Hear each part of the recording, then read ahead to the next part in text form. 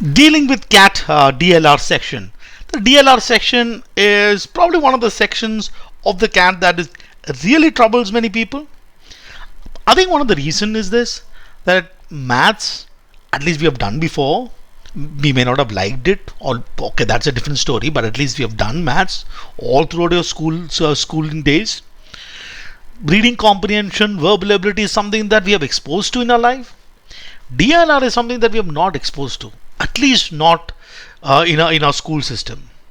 Some of you may have done some played some logical games and Sudoku and stuff like that, but per se DLR is something that is we have not exposed to in terms of solving these kind of questions. Nobody has trained us throughout the whole entire our schooling years.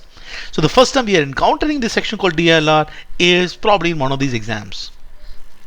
I don't know whether you've encountered this before, but I'm guessing that the first time they're encountering DLR is maybe in exam like CAT. And we just don't know what to do. There are 4 sets that is given to us, and sometimes trying to figure out which set to solve itself is painful. And once we start solving the set, we don't know, somewhere in the middle of it we are going, nothing is happening. All that pain point is happening with respect to DLR, but I thought I will do this particular video on dealing with DLR, on which I want to talk about 3 things. We'll discuss the syllabus. I'm calling it elusive because I personally don't know how to define the syllabus of DLR, but I'll try.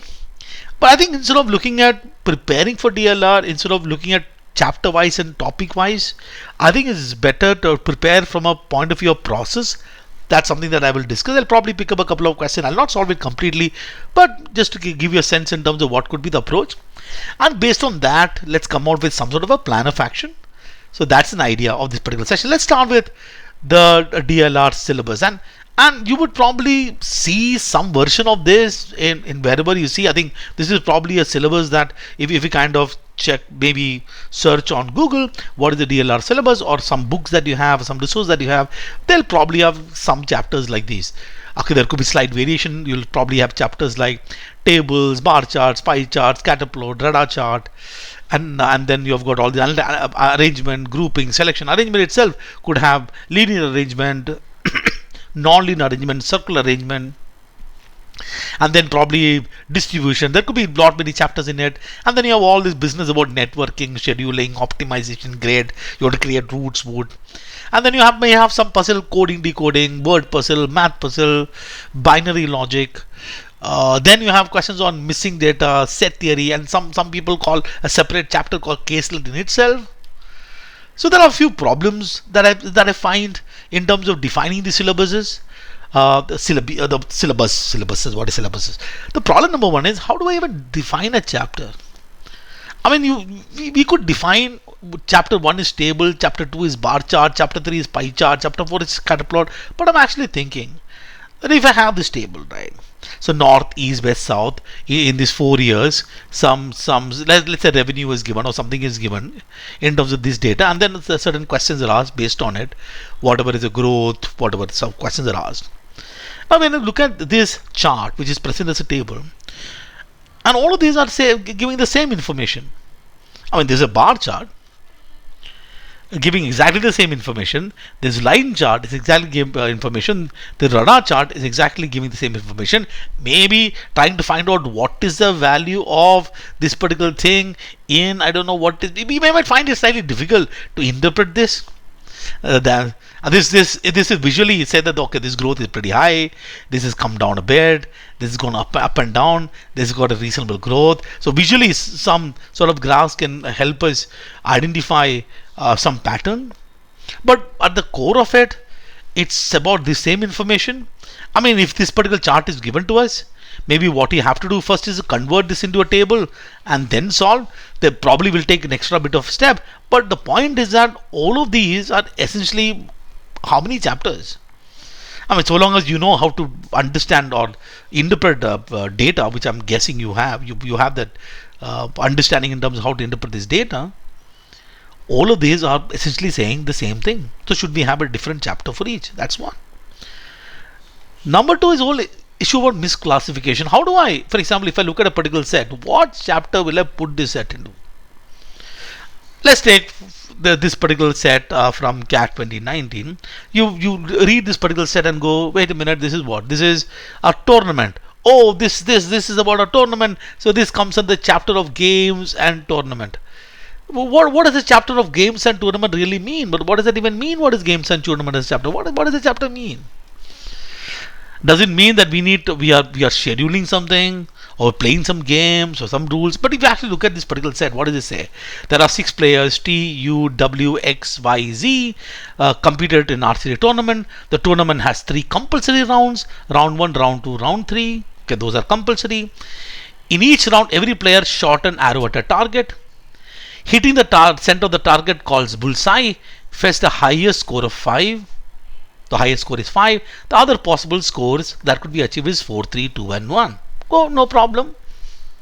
There are 6 players, 3 rounds. Hit a target, you'll get either 5, which is bullseye, or 4, 3, 2 and 1. Every bullseye score in the first 3 rounds give a player 1 additional chance to shoot a bonus round. So we have bonus rounds, 4 to 6. 1 to 3 are main round, 4 to 6 is a bonus round. You get to play bonus round. If you go score 5 in the initial round, okay, the possible scores in 4 to 6 are identical to the first 3. Okay, what is it? This is basically saying that we have got these players T, U, W, X, Y and Z. There are essentially 6 rounds: round 1, round 2, round 3, and there are 4, round 4, round 5, round 6. These are bonus round.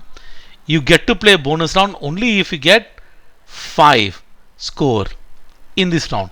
Every 5 score you get to play a bonus round. So the scores can be about 5, 4, 3, 2 or 1 and 5 being the bonus round. Okay, that's it. Okay. A player's total score in the tournament is the sum of his score in all the rounds played by him or her. Okay, sum of all the score. That's simple addition. The table below presents partial information. Somebody will say partial information. Oh, this is a missing data problem. When you say something is a missing data problem, every DLR set is a missing data problem, because every DLR set has got some data which we have to infer. Should I classify this as missing data problem question? Alright, let's carry on.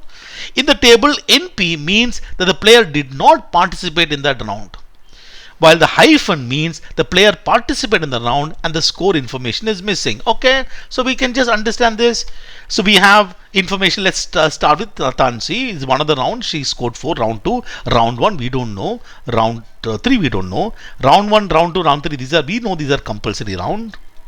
They get to play a round 4, 5 or 6 if they get a score of 5 in any of these initial 3 rounds. We know that she did not play 2 rounds. She played 1 bonus round, which means one of these value has to be 5. I mean this could be 5 or that could be 5. Another would be not 5. See, if we kind of look at this person, Zyla, she played round 4, which means she got 1 bonus round. She played round 5, second 2 bonus round. She also played this round 6, but we don't know the score, which means she got to play all the 3 bonus round. The only way to play all the 3 bonus round is if she had hit a bullseye in the first 3 rounds. So we know that this is 5, 5, 5. And then we'll have to use these clues and answer this question. You will say, is it games and tournament? What if I change this set into saying there are 6 students who is there is a Olympiad. The Olympiad, there are 3 sections: BRC, DLR and QA. If the person get to score maximum marks in any of the section, then is bonus whatever. I could have that set. I mean, what is happening here? If you like, so this is mathematical reasoning. When is a mathematical reasoning? What maths are we doing? Adding things together. 5 plus 5 plus 5 plus 5, that is 20 plus 1, 21 plus some more number. This is 21 plus whatever this value here, that will be that person's score. And what are the marks? Everything is multiple of 3. What maths are we doing? What reasoning is this? What set is this? How do I, for example, classify this set? We could probably say, okay, so you would say, okay, there is a little bit of analytical reasoning involved. It's a games and tournament in the sense that the story is about a tournament. But beyond that, nothing per se. I don't have to have any knowledge about any games or any tournament to play this game. There are some data which is missing. We have to work around the particular data. To get that, we'll have to do a little bit of maths and maybe a little bit of analytical reasoning. So what set is this? Which brings a third problem. In this case, multiple chapters collide. I mean, one particular set got multiple chapters. You look at this particular set, you say, oh sir, wait a minute. This is a set where there are 15 girls, some boys graduating in a class. They are planning a get together, which is either 1-day event, 2-day event, or 3-day event. Some students are not interested in get together itself. So this should be some set theory. There are 6 singers in a class, 4 of them are boys. There are 10 dancers in the class. No dancer is a singer. Oh, there is some percentages happening. So this is a combination of what? You have to create a table, you have to interpret the data, you have to, what is this? Which chapter we'll put it? Which chapter put it? And if I actually look at the CAT 2023 set and let's say identify what will each of this problem looks like, and actually see that okay, random draw competition problem could be games in tournament, but there is an optimization in terms of a lot of constraints are given. We have to work without constraint. There is something which has got a graphical representation, but you'll have to basically use a little bit of maths as well. There is something which has got both analytical reasoning and mathematical reasoning. So that's problem number 3. So when you start looking at a syllabus, so why would you have a syllabus? First of all, when we think about a syllabus, we're looking at this thing from the perspective of how do I prep, right? All right, so okay, we can do some classification. We could probably make a classification. Okay, let's collect all of them as graphical representation, all sort of graphs and chart that is given to us. Any kind of graphs I should be able to interpret. If it is given in table, wonderful. If it is given in some sort of a caselet, the information that is given, I should be able to convert this into one of these representation, either a table or a graph or a chart, and then do it. So I have to work with data. I understand one set of set. Second is all sort of thing that requires the analytical reasoning, in the sense that there are a lot of clues that is given, or you could say some rules that is given. We have to basically take the rules and then understand and infer certain things. It could be arranging people in even a straight line or a circular or some sort of matrix complex arrangement. We are probably making groups or teams. We are probably selecting people, choosing people. It can be that I probably would put games here in there, because technically speaking, games are also a set of rules. The arrangement also has a set of rules. Okay, person A is sitting on the left extreme. That's also a set of rules. So all these are essentially about understanding a set of rules that is given and interpreting the rules and inferring from those set of rules. That is probably second type. Third is all sort of mathematical reasoning set of questions. This could be basic arithmetic and number system. Our arithmetic operation will obviously happen in any of the graphical representation problem, but there could be many cases where basic number system is involved, understanding of factors, multiples, prime numbers, and things like that. There could be certain question which is dealing with set theory. It could be you using Venn diagram. This could be a 2 set or 3 set, in some cases even 4 sets. There could be a question which involves permutations, combination, probability, basic ones, nothing hi-fi. So it involves permutation, combination, and probability. It could be basic stats, mean, median, mode, range, and things like those. None of these are essentially testing math skill, which has already been tested in your quantitative ability section, QA section. But here you have maths, and in fact a lot of these chapters that you probably would have ditched here for your maths there comes here, and which makes sense in one sense. Okay, I can ask arithmetic, algebra and stuff there, and there's a lot of set theory and permutation, combination, probability and number system can come here. This is me able to reason with respect to maths. And then last would be all these optimization problems, which is like network route, and there is kind of some routes we have to arrange.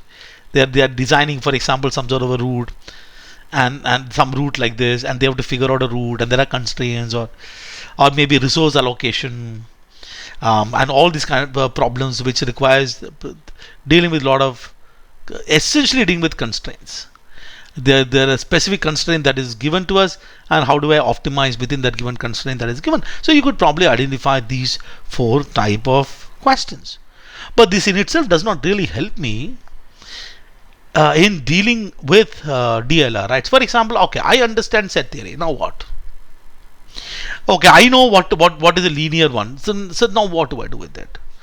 So even if, let's say, we look at these from a point of view of syllabus like this, I believe that a better way to look at this is process oriented approach, and look at what are the things that you need to learn, or what are the skills that you need to develop to ensure that I can handle any of the DLR set that they throw at me, right? I may not be able to solve everything, but on a theoretical perspective, on an idealistic perspective, ideological perspective, I should have the skill to answer any set that the CAT is going to give to me. So let's look at from a process oriented approach. When you look at this process oriented approach, this is the story, right? Whatever the type of question, there are certain clues that is given. Now the clues may be given in the form of graph, chart, or maybe a caselet, or said list down the rules, or some information or a clue that is given. From that clue, there are certain tasks that we have. There are 5 questions. So there are some information given, and there are certain things that we have to find out. So the question number 1 that we are asking, as always, is what info am I given? What is given to me? What I need to find? What is that I need to find? And then the question is, how do I get from here and go there? What is the thing that I got to do to move from here to there? So this is basically the DLR. So what is the first step? So if I convert this into a process, and you have to understand that each of these processes, each element of the process, something that you should be good at. The first step is obviously understand what is the info that is given. So I will have to decipher whatever is the information that is given to me here. I have to. What should I do next? Okay, I read it. Okay, I understood. Okay, this is basically the okay. There are 6 players. There is missing data. So I can fill this particular table. I have to do a little bit of maths there. Okay, there are these clues. I have to probably connect a couple of clues together and solve it. Or maybe there's a table that is given to me. Okay, all the information seems to be there. The few things that is missing, but I believe that I can use these maths and solve this. Okay, now what next? In this case, you have to. The second step that I got to do is identify what is that I got to solve. Now, in verbal BRC, I would normally say don't look at the questions, because I think you can just read the passage, understand the key idea, and hit the question straight. But in DLR, I would say definitely look at the question. The reason why I say to look at a question is look at how things happen on quant. So information is given. For example, there is a circle. Inside the circle, there is a square. Outside the circle, there is the octagon. The information that is given to us, okay, something like that. Some octagon is given. Now we have to also within that question itself, apart from the information that is given or the clue is given, also the task is also very given very clearly. Find the ratio of the square is to whatever that octagon is. That's a task that I got to do. So the way in which we go about solving QA is, of course, looking at the info, looking at the task, and then figuring out how do I move. So you have to do the same thing here. So I have got tasks given 1, 2, 3, 4, 5 tasks. I need to understand, okay, to solve these tasks, what is that I need to do with the set? Maybe you realize, okay, the way in which the task is given to me, if I crack this set, that's all I got to do. Automatically I can answer all these 5 questions. So I have to completely crack this set first. Or you'll say, wait a minute, there are this couple of questions which is giving me additional information. There are additional information, so I have to individually solve this question. So that tells me that I probably will not be able to completely crack the clue there. Additional clue is there in the question. In some cases, you could say that okay, there are these one chart is given. Then there is another chart is sort of given, and couple of chart is given. Another chart is given, and I see that okay, question number 1 and 2 is solely based on this particular chart. Question number 3, 4, 5 is actually asking me to integrate all this chart together. Now at this point in time, figure out, okay, this seems to be a little complicated. I don't want to get into this. Maybe what I'll do with respect to the set is that I'll just solve set question number 1 and question number 2 and move on to the next set. Sometimes you will say, okay, so for example, let's say there is a table that is given. Let's say the table given 1, 2, 3, 4, let's say 5 rounds. 5 rounds, and the scores about, let's say the lot of information is given, and the information is okay. Let's look at, they have given information with respect to the round 2 even numbers information given. The score is 5, score is 3, score is 2, and score is 8. And odd number information we have to figure out. And there is a question which says, what are the value about round 1, 2, 3, and 4? And option A says 7, 1, 2, 1. Option B says 8, 1, 3, 2. Option C says 7, 1, 3, 2. Option D says 8, 1, 2, 3. Something like that. Okay. Now, if these 4 answer choices given here, the question answer choice is given, from there probably I pick a data and say, wait. The entire 4 answer choices telling me answer is 1. So which means this is position 1, 3, 5, and 7. I'm sorry, odd number position. The 3 has to be equal to 1. Okay, the first one has to be either 7 or 8. Is 7 or 8. So I may get little more information from what is given in the question. The point is that one of the critical and important element of your process is your ability to identify from the question not just what we have to do, or is there any additional clue that I can pick from question. That's a very useful skill to have to make sense of how to even navigate the DLR set by looking at the question. Okay, I've done this. Okay, now I've deciphered the information. I've identified what I got to do. What is the next step? Okay, now this information, now I'm again coming back. So I did a initial reading. I went to the sort of question. I came back, and now I have to decipher again. Here is where my set number 3 happens. Now the information may be given in some format on the screen. Now I have to capture the information onto my paper. Now here is where I have to lay out, create sort of diagrams. Some cases I probably decide not to do anything, I can solve it, but some cases I have to capture the information, some table or diagrams, some representation of this information in a manner that become very easy for me to navigate and play this clue.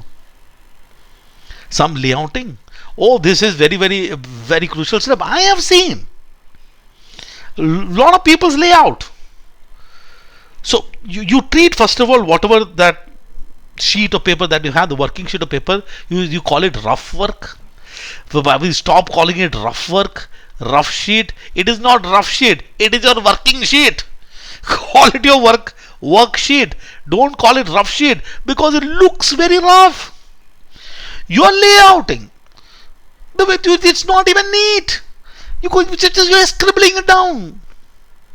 So layouting in itself is a very important skill. How do I lay out information together? In fact, the entire analytical reasoning, the game is in layouting. May not be so much with respect to something like a graphical representation, because some sort of a layout is already given. You might capture it, maybe change it. But analytical reasoning question, the game is in layouting. Sometimes you will one particular layout is already given. You would say that I don't want to work with the layout that is given in the question. I want to recreate the particular layout. So a lot of things will get cleared simply by how do we even create layouting, especially in analytical reasoning question. And once this is done, the fourth step is now we have to go and resolve. So now I have to combine things together. So resolve means I have to finally infer and get the answer. Okay, so I've got this data. Okay, I've got clue 1, clue 2, clue 3. I've captured the information. Okay, I've got this information. I don't know this. Okay, there are some additional clue that is given. Okay, can I combine this clue number 7, clue number 6, combine together and figure out some answer here? So combining information together and then solving it, all that will happen, that will be resolving. That itself is sort of another important skill. So if I look at DILR as a process, you can actually literally see DILR as a process. You could say that the first step, an important step, is to decipher. Second step is that my ability to identify what I got to do, and within the question also identify additional clues if I can. My ability to create amazing, awesome, I'll not say amazing, I'll say awesome, working good layouting, and my ability to resolve. These steps are important, and depending upon the type of DLR sets, something is a little more challenging than another. In some cases, deciphering information may not be that critical. Some cases, deciphering information is everything. In some cases, identification may not be huge of a challenge. Some cases, identifying is entire game in a particular set. In some cases, layouting is everything. In some cases, resolving anything. There could be. This is the 4 specific skill set that you got to develop. And you have to be absolutely consistent in the way in which you approach DLR. Every single set, you have a set process. You go and solve with a particular process, and things will work. I would sort of want to give you some advantages of these kind of process. No, this is a CAT 29 set. Okay, I'm not going to solve all the set. Okay, I'm just going to give you some ideas, right? So when you look at the CAT 29 set, it says that the fun sports provided a training of 3 sports GKL. Currently, it has an enrollment of 39 students, each of whom is enrolled in at least one of the 3 sports. So at this point in time, okay, this is if you know the concept of set theory, you're probably thinking, okay, layouting. Sometimes layouting becomes very, very automatic. Here, layouting is not going to be a challenge because you basically want to put information sort of in this particular manner. You say that 39 students are enrolled, or at least one of the sport. We have to basically put 39 students, that number into all of these, and there are rules that is given. And at this point in time, okay, before I just come to the rule, let me just look at the question. Question number 2: what is the minimum number enrolled in both G, L, and not K? I have to look at G, L, G and L not K. This is my important fellow. I need to catch that, the minimum number. The second talks about if additional information is given. So there are new piece of information given here. Though this is going to be crazy set. If the number of students enrolled in K and L is in the ratio 19:22, now you'll have to look at what K and L ratio is 19:22. Then we have to solve the question. Question number 3 says, okay, now you've got the huge amount of information given. Due to academic pressure, students who enrolled in all the 3 were asked to withdraw from one of the 3 sports. After the withdrawal, the number of students enrolled in G was less. Okay, some withdrawal happened. Question number 4, same information. Okay, question number 4 and 5, I have to work extra bit of piece. Question number 1 and 2, I have to bit extra bit. Okay, I'm looking at identifying, saying that this is probably a set, which is question number 3 and 4. Maybe I can solve this. I'll still work on it. But there's also another thing. If you're good in identification, you probably would have seen and look at this question. Wait a minute. This is saying that the number of students enrolled in KNL is a ratio of 19:22. What is the number of enrolled in L? K is to L is 19:22. And therefore L has to be a multiple of 22. We are looking at number of students. All these should be natural number. Only one option, 3 marks. Okay, shall I move on? Okay, now I'm basically thinking, should I fight hard to solve this question? Maybe solve this. You could make those decisions. I mean, I'm not saying that this will happen every single time. I've just given an example. Alright, so you can try doing the rest, but this is all possible. Now, for example, let's look at this CAT 2022 set. I'm not going to solve it completely, but I'll try and solve the few and then leave it to you. The objective is to try and help you understand the importance of a process-oriented approach. That is my intention here.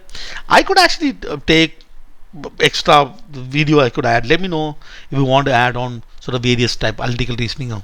What is the kind of process? How do I do layouting? I could do a few lessons. Okay. So this is the story. Is there is hockey team? Just because it's hockey team, don't go games. Okay. Don't attach subjects or topics or chapters to anything when you're solving. Don't do any chapters because we are looking at process. Don't go chapters. The process is fixed. Chapter may be different. Process is fixed. Okay. Management university team evaluate the performance of 4 players A, B, H and S. So we are working with 4 pieces for the possible selection of the university team for next year. So you have got pieces A, B, H and X. Okay, those are the 4 players.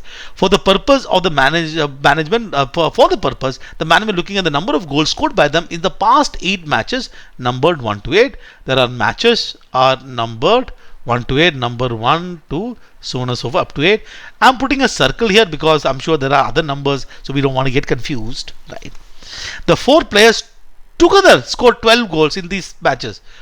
4 player, 8 matches, 32 sort of, that's what I'm imagining. The total number of score is 12. So the total, the grand total is 12. So which means there will be a lot of blanks. In the 8 matches, each of them had scored at least 1 goal. Okay, so each value. So none of these, none of them is equal to 0. Total is not equal to 0. No 2 player had the same number, the same total number of goals. So A is not equal to B, is not equal to H, is not equal to H. This is probably the base thing. And then you have got certain rules. We have got additional rules that is given to us. Okay, so let's figure out what is that we have to find out. Question number say, how many goals were scored in match number 7? So we are interested in match number 7. Which of the following is the correct sequence? The goals scored in 1, 3, 5 and 7. Oh, this is nice. So if you are someone who is good in identifying things, you'll figure out and say that this is good. I mean, this is nice. Actually, when you look at it, this is matches 1, 3, 5 and 7. So the last one is 7. This is for match 7. What this tells me, answer choice 1 is saying 1, answer choice 2 is saying 1, answer choice 3 is saying 2, answer choice 4 is saying 1. The match number 7 has to be either 1 or 2, cannot be anything else. So when you actually go back to the previous question, it has to be either 1 or 2, cannot be 3 or cannot be determined. This goes by sheer luck. It could be very possible that sometimes you could have answered this question straight away. Okay, you got some clues. Okay, and then you have another one. Which of the following statement is true? Or 2 statement, you have to figure out which is true. Which of the following statement is false? If Harita, okay, now we have additional information. So at least the first 2 questions. If you can get a story, and then maybe then you look at question number 3, question number 4, and question number 5. Now you got to look at these 2 things. These 2 is absolutely important for me. These 2 is important because these 2 is going to help me in the process well. All right. So what are the rules? So we have got A, B, H and S. None of these values equal to 0. A is not equal to B, is not equal to H, is not equal to S. All are different. There are a total equal to 12 and there are 8 matches. So let's do layouting. So when you do layouting na, आराम से करने का layout. Okay, so let's do layouting. We have got matches 1. I'm going to put numbers 1, 2, 3, 4, 5, 6, 7, 8. And we have A, B, H, S. You can draw a table because whenever I draw a table, it looks very, it's okay. You could draw one way to do this. You can draw tables like this, and then put like that. Or another thing that you could do is you can also draw a line like this: 1, 2, 3, 4, 5, 6, 7, 8. I sometimes find this drawing this line much more quicker. This is a personal choice. You can do whatever you want to do. I tend to find that drawing lines is usually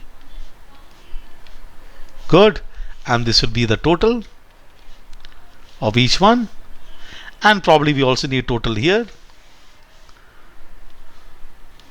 3, 4, 5, 6, 7 and 8, and I'm going to write here as well just to be absolutely certain that there will be nothing I'm going to miss. See, layouting, a lot of people don't like it, but I think the layouting is going to be absolutely useful. The grand total is 12, whatever the value has to be 12 here. This is the data.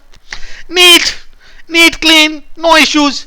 Only one goal was scored in even numbered matches. Only one goal was scored in even numbered matches. So there is 1, 4 is 1, 6 is 1, 8 is 1. Oh, immediately we can look at this information.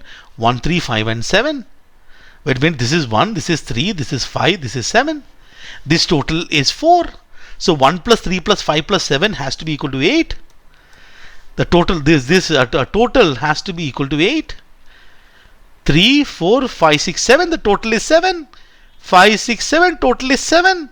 3, 4, 5, 6, 7, 8. Total is 8. 4, 1, 5, 6, 5, 6, 7, 8. Total is 8. Oh, this goes. Does it help? Does it help? 7 is 2 and 1. Oh, doesn't help. Doesn't help. If 7 is 2 and 1, we're still stuck with 7. 1, 2, 2, 1, 3, 4. Doesn't help. Okay. So, but at least we know for a fact that this will be either 3 or 4. 3 will be either 1 or 2. 5 position will be either 1 or 2, and this is 1 or 2. Okay. Haritha scored more goals than Bimla. Okay, so we can't write it here. H is greater than B. Wonderful. Okay. The highest goal scorer score in exactly 3 matches, including match 4 and match 8.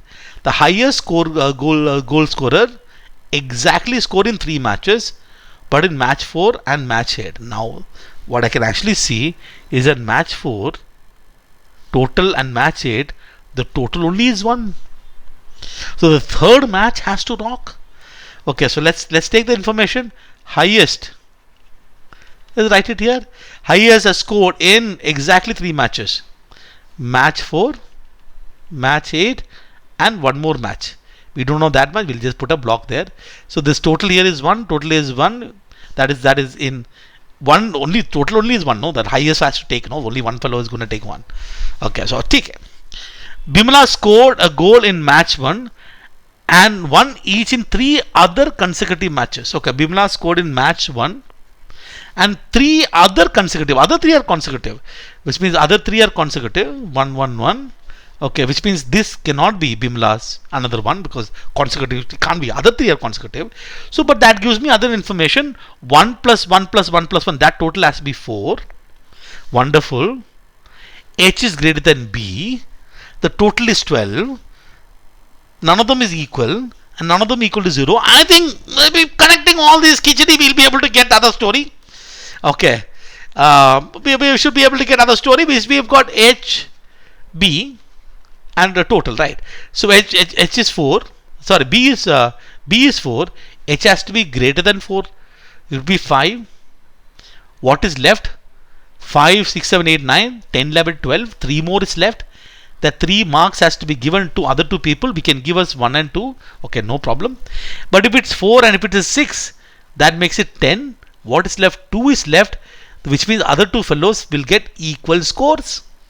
So it cannot be equal. So only possibility is Haritha getting 5. Therefore, Haritha is the highest.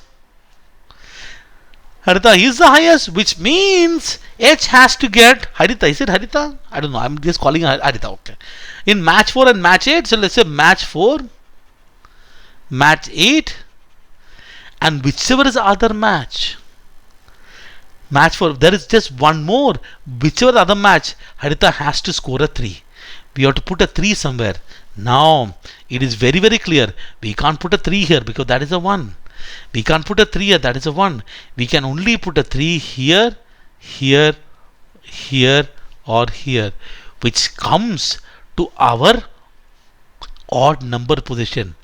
And at this point in time, if you were looking at the questions, if you are looking at the these options, what is options telling me? Oh, this one of these 2 has to be the answer. One of these 2 has to be the answer. Now the option is clearly telling me that look, this is either 2 or 1. What is number 3? This the total is 2 or 1, but we need 3 more. It's also telling me other is 2 or 1. The only place we can put a 3, the option is telling me, is in position number 1. So the only place we can put a 3 is here. That means this total becomes 4. If this total becomes 4, answer is 4, 1, 2, 1. If answer is 4, 1, 2, 1, we can fill that up. Okay, this is all gone. This is gone. This is gone. This is gone. This is gone. This is gone.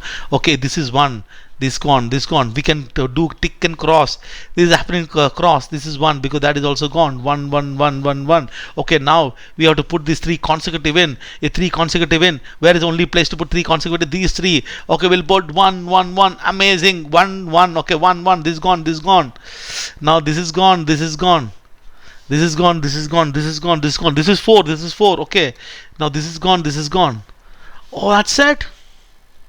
This has to be either 1 or 2, or this has to be 2 or 1. Now look at these 2 information. Look at these 2. Became now redundant. A equal number of score, the matches were scored in match 3 and match 7. Equal number of score match 3 and match 7, which was different from the number of goals scored in match 1 or match 5. We got that information. The match which the highest number of goals was scored unique and not match number 5. All the information is gone, and everything is we've got. This will be either 1 or this will be either 2. So match number 7 is how much? 1. Match number 7 is 1. Okay. This will be 1 or 2. This will be then 2 or 1, which means ek 1 or 2 hoga. If this is 1, I think this information, okay, basically that means what? If this is a 1, this become a cross. If this is a cross, this become 1, and then that's it. And then you would be able to solve the other 3 questions as well. I'm not solving. The point is, now don't attach this to be a, what is it? This to be a games and tournament. This is this. Don't attach any chapter to it. No. We obviously need to focus on process. The key is that decipher, identify, layouting, and resolving. Now, how do we study this? Okay. Now let's look at this process. Decipher, identify, layouting, and resolving. In analytical reasoning, all sort of arrangement, the layouting is the king. We should know how to lay out. So it might be a good idea if you have not solved, let's say you've got arrangement, the grouping, selection problems, arrangement, different kinds of problem. You should know how to do layout. So it might make a lot of sense to start with some simple or basic level of questions when it comes to these analytical reasoning ones. Understand the basic and simple set of questions. So which means you could take whatever resource that you have, I'm sure whichever book that you have, start with, okay, can I arrange one simple straightforward set? 5 people are sitting in a straight line with some condition that is given. Can I do that? Can I start with arranging in one straight line with whatever condition? Can I then arrange people in, let's say in like this, like in a bus? Can I arrange them in a building arrangement? Or can I arrange people some sort of in a circle? Can I do that? Can I do groupings? Which means grouping means this is not important. What is not important? The order is not important. Can I do grouping? Grouping means what? I have to do, okay, there are 4 people who are in 4 different cities. Okay, can I do combination of these things? Can I do selections? In-out problem. That I have to create a team, I have to do selections and stuff. Can I do selections? Can I do this? Can I do this? I should be able to, the key thing is not how to solve. Learn to lay out. How do I put everything in code? How do I create a layouting? You have to learn how to lay out. And the resolving here is about your ability to connect couple of 2 different rules and draw inferences. ये है analytical reasoning का game. इसमें layout है, resolution is about ability to connect multiple clues together and get the answer. ये 2 skills होना है. इसके लिए start with basic simple stuff. कर लो. Deciphering would be about identification. It's sometimes you'll get some clues, but beyond that, it could be identification is sort of a skill set everywhere, because you need to understand what the question is asking us to do, whether we want to solve the complete set and stuff. Okay, yeah, analytical reasoning game hai. Mathematical reasoning, na, the resolving in mathematical reasoning happens if you know maths. But you should know set theory, na. So layouting, if you know set theory, layouting is automatic. Set theory सिखाते वक्त automatic layouting होता है ना, automatic resolution होता है. And there could be a lot of mathematical layouting which is largely about tables. For example, there are 4 professors who get some scores, student scores. So you get some scores, online, offline scores. So largely the layouting would be based on tables. If you look at this, and the largely resolution would be based on this. So there is nothing sort of additional, specifically data types you need not know, but it's so in some cases your ability to calculate, but you should know concepts of has to be strong. You cannot today come and tell me, sir, set theory आता नहीं मेरे को, sir numbers वाला idea आता नहीं है, sir basic property मेरे को आता नहीं है, बेसिक स्टैट्स मेरे को आता नहीं, वो सब नहीं होना है. ये कर लो. what is going to happen is a lot of this mathematical reasoning will involve creating some sort of a table, some sort of stuff. Analytical reasoning will be involved in mathematical reasoning in many cases. So your layouting analytical reasoning will help you in terms of getting this mathematical reasoning in place, and in certain kind of questions automatic layouting happens. So in math reason, graphical representative, you should be able to understand different graphs. That's important. For example, you should be able to look at a line graph and go, okay, growth. I can. So some of these questions can be handled visually. You should know how to deal your basic operation, arithmetic operation. You cannot be relying on calculator. You should look at numbers and go, okay, 11.11% you should look at and go, okay, that is 1/9. Your inverses, you should be able to, you have to be comfortable at arithmetic, basic arithmetic operations. You should look at numbers, look at chart, and stuff has to make sense to you. So there is, it might be a good idea to interpret various kind of graphs. So even if, let's say, you've got bar chart, pie chart, you should be comfortable with interpreting any sort of graph. And sometimes the CAD gives you some authority type of graph. Any type of graph I should be able to interpret. So if you find that difficult, then go to the books. Optimization problem. These are problem which is based on constraints. It may eventually involve either mathematics or analytical reasoning. Right. For example, you have to put them in roots. Okay, so you're looking at probability, or maybe this will be like a restaurant where somebody is to buy a burger, and this take this much time, this take that much time. So it will still be involving the certain reason, but this may require you to know how to deal with this kind of questions specifically. A root wala question, a wala question, no, specifically how to deal with these sort of questions. Something can be do. I'm not going to put games and tournaments separately, but yes, you could. I'm just counting that within the analytical reasoning, but you could sort of treat it separately. Okay, so you could also. So the first step is to ensure that the processes that we talked about is in place. If it's in place, in great. Okay. The step next very, very important sort is CAT questions. If I like a DLR set from 2017 till 2023 onwards, we have got 99 sets. Yes, 99 set, you should be a bap. When I say you have to learn from this set, I'm not asking to solve this set, but I'm asking to learn from this set. There's a difference between solving and learning. Okay, you every single set that you do, you look at, okay, what is, okay, the resolving, what does it have to do, what is the layouting. Let's look at identification. तुमको ना एक set के अंदर से सीखना है. There are 99 sets. I don't know how much time you're going to take this set. Let's count about half an hour. 1 hour maybe, I don't know, maybe you're doing it once, twice, thrice. So this is like 100 hours minimum worth of investment is what I'm looking at. I'm not asking to solve, I'm asking to learn. There's a difference. Okay, I solved it, it's over. No, I'm asking to learn. Third, mocks. You are taking the mocks, right? I'm assuming that you'll take about 30 mocks. Each mock will have 4 sets, 120 sets. Now what is happening in the mocks? क्या होता है? You take the mocks. I don't know whether you're taking the mock also, but if you take the mocks, in the mock you see these 4 sets. You basically decided which 2 sets and tried one happened, 4 didn't happen. You cried and you left, and mock is over. Yeah, you have to. This mock is a learning tool. The learning tool. I have to redo all this set once again. Doesn't matter. Redo all the set once again.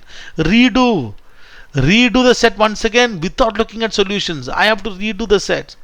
I to the point. I will only give up to the point where it is impossible for me to move any further. But I'll spend, if I take 2 hours per set, I'm going to sit with that set for 2 hours. The time that I'm going to spend 2 hours, I'm thinking. It's going to help me. Quality is important. Redo, and then I will look at the solution. I'm definitely look at the video solutions. Definitely look at video solutions, which I'm sure is available in any of these mocks. Okay, then I'm gonna bookmark certain things. I will revise. I'm saying that these two are paramount, and for basic layouting, whatever is the basic study that you want to do, you do this. These 120 sets. I'm assuming that you're going to spend 2 hours for mock. Okay, which I'm not counting at here, but I'm counting post mock.